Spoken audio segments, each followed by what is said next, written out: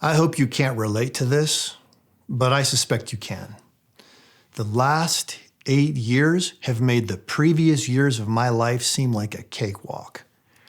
Abandonment, divorce, depression, struggles with my kids, health scares.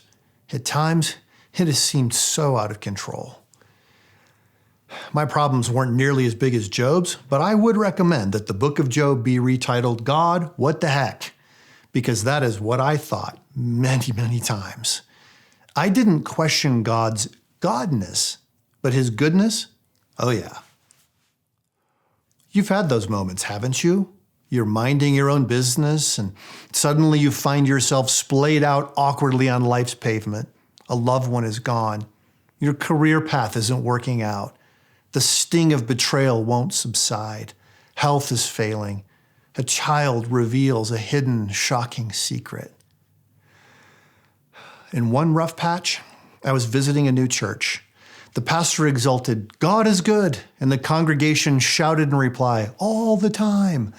The pastor responded, all the time, and the people cheered, God is good. To me, it sucked the oxygen right out of the room. I was miserable. And I imagined that those around me were saying more about the kind of week they had than what they really believed to be true. That's why God is good all the time, God is good, made my list of unquestioned answers that Christians ought to abandon.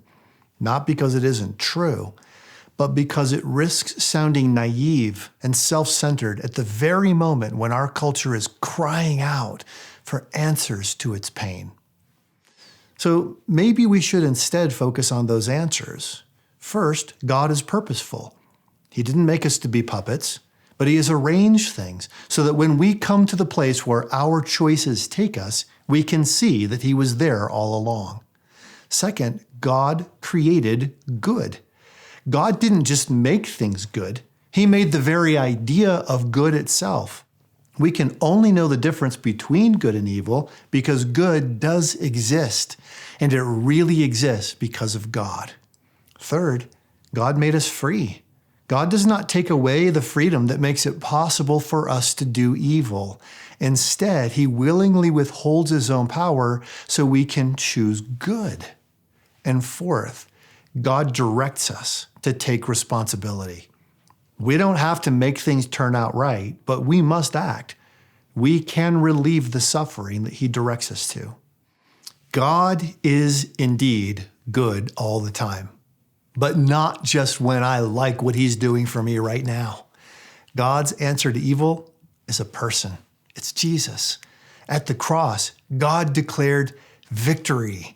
Our toughest questions may never be answered this side of eternity, but I have learned this.